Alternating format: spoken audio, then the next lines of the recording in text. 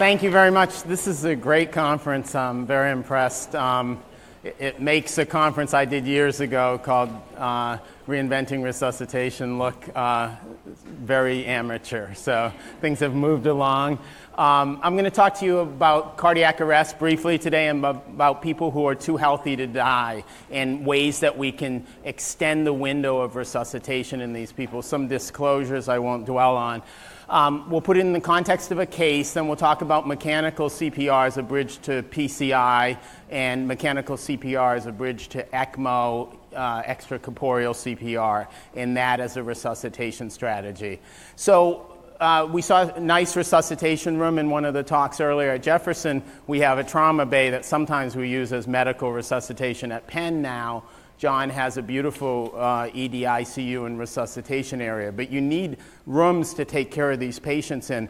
This is in Osaka, Japan, and if you Google the EMS protocols for Osaka, you'll see for witness shockable arrest, if it's not having return of spontaneous circulation with 3 defibrillations, you transport them to an ECMO receiving hospital. So there's 2 ECMO receiving hospitals in Osaka. This is one of them. And in this room, you would get put on ECMO, and then at this hospital, you get transported down the hall for your cardiac catheterization. At the other hospital in Osaka, same physician, same room, would do your CPR, put you on ECMO, and cath you. So they're multi-trained physicians. And you think about that, and that's really, in some ways, the future of resuscitation, right? Someone who can prolong the time you're in cardiac arrest and still can survive and can treat the most likely cause of your cardiac arrest themselves. So here's a typical patient we might think about this in. She's 47 years old. She lives in West Philadelphia.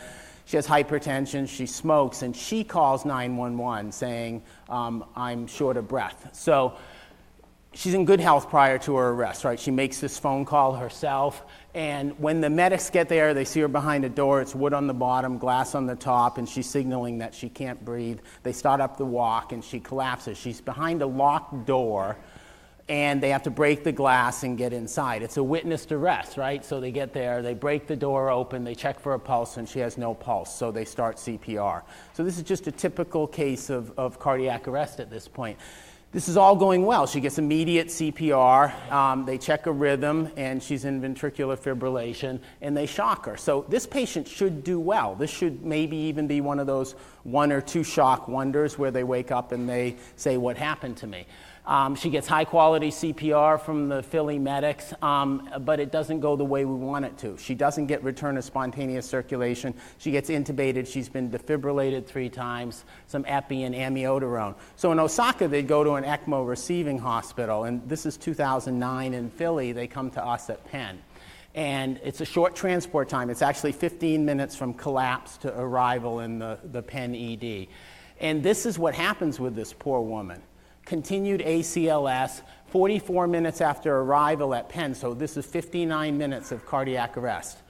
She's got shock 12 times, epi times 10, vasopressin, amiodarone drip, and she's still in VF, and this is what you see on the monitor. Ventricular fibrillation, great end tidal CO2, probably what mine is right now, so she has ongoing gas exchange. This is someone who should survive her cardiac arrest. So the question is, what do we do for her at this point? And to think about this, there's sort of this CPR paradox, right? Nice study by Goldenberger using NR-CPR that was in Lancet, where they showed that hospitals that do longer CPR have more survivors. So that points to 2 things. One is that there's a tail to CPR where there's still ongoing survivors even when you're out at 60 minutes. But it's also longer CPR is a marker for hospitals that invest in CPR, do good CPR, and do good post-arrest care. So, but what happens is the longer it goes on, you get into what Becker and Weisfeld called the metabolic phase, where you start to have lactic acid production, reactive oxygen species, and it gets harder to defibrillate these patients out of an ongoing arrest. This is some work I did with Japanese colleagues in the Japanese Resuscitation Society. It was in circulation a couple years ago.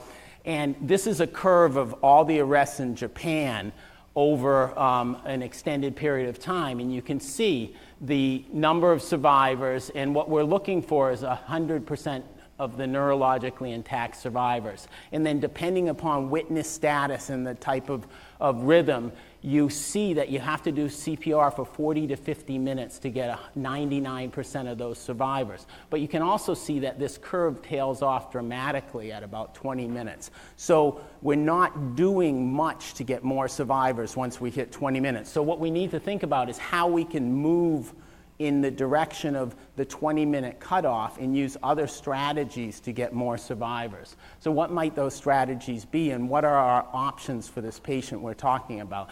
So we can continue conventional CPR, pose to you that maybe that's futile, right? So Albert Einstein defined insanity as doing the same thing over and over again when it doesn't work. So we've shocked this person 12 times. We've given them 12 doses of epi. How many people think a 13th shock's the magic thing this patient's been waiting for, right? Probably not many of you. So what else can we do? We could use mechanical CPR as a bridge to PCI. There's case reports about that. We'll talk about that very briefly. Or we could use eCPR, and that's not what this talks about, but I'll just talk a little bit about why mechanical CPR should be used as part of an extracorporeal CPR strategy.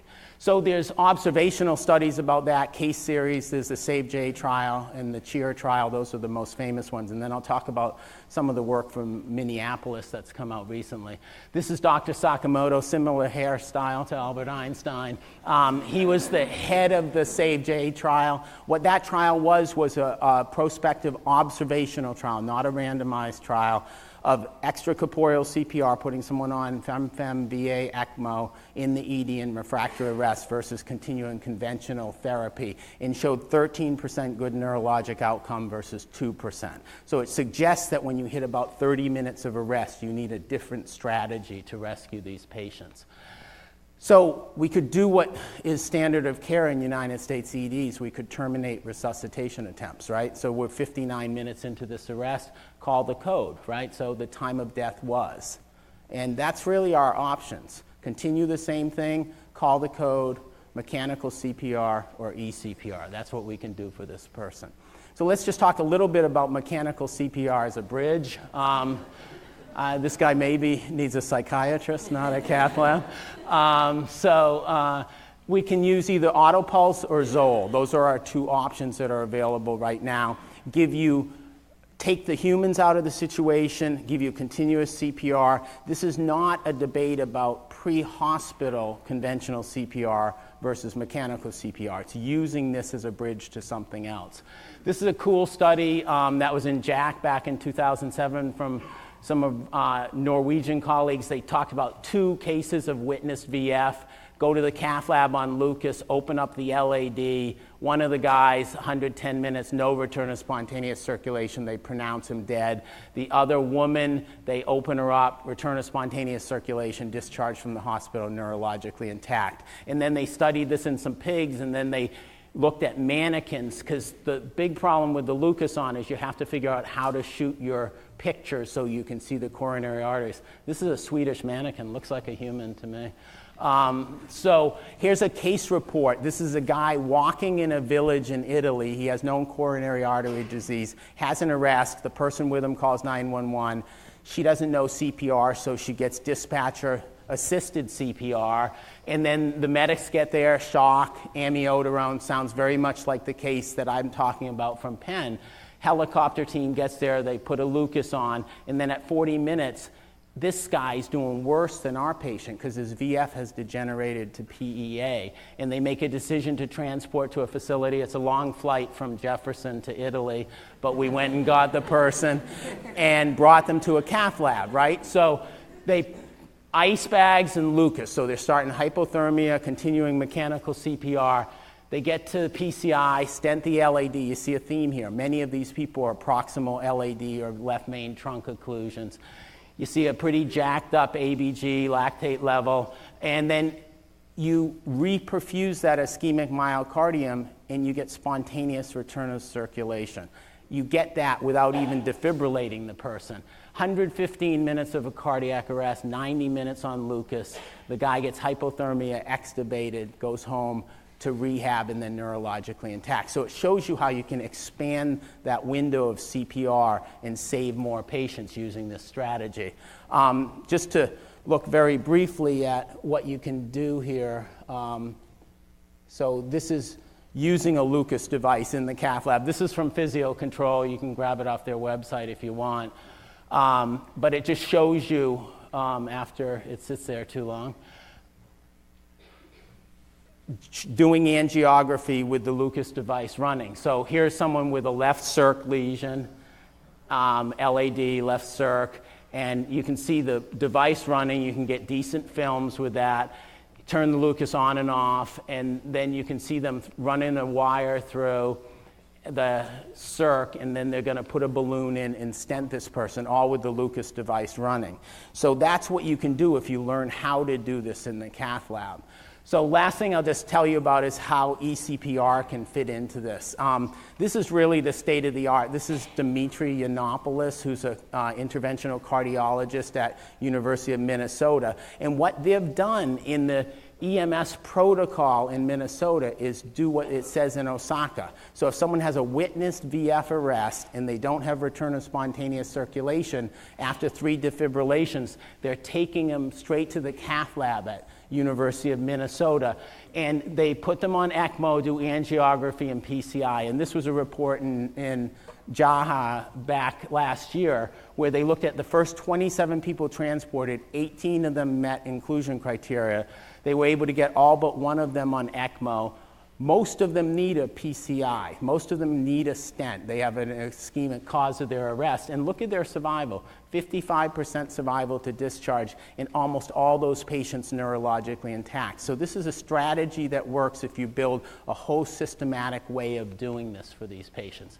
So looking at this case again, same patient we had, moving to 2017, perhaps what we could do now is ongoing advanced life support, put them on a Lucas, prepare for eCPR, cannulate the femoral vein and artery, while continuing CPR, cannulate the person, and if they did have this kind of end-tidal CO2, you have the perfect patient to expand that window, cath them, figure out the cause of arrest, and fix the problem for this person. So this is what actually happened with our patient. We terminated her resuscitation at 63 minutes. We pronounced her dead, and just philosophically, when I was at Penn, Lance Becker used to always talk. He was the head of the Center for Resuscitation Science. What's dead when we pronounce her dead? Are her mitochondria dead? Are her cells dead? Is she dead, or is she totally salvageable and we just don't have the right strategies to save her? So to wrap up, I think the physiologic idea and rationale behind using mechanical CPR and eCPR is very sound.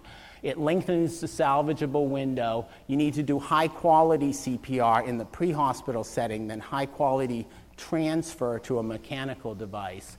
And whether you do PCI and then ECMO or ECMO then PCI, I think is maybe patient dependent on a case-by-case basis. How long has it been going on?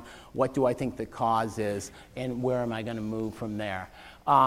The other thing is, once you've done this, you have to have a whole bundle of post-arrest care. There's not time to talk about hypothermia and hemodynamic optimization, but you have to have a strategy for these patients and a way to neuroprognosticate.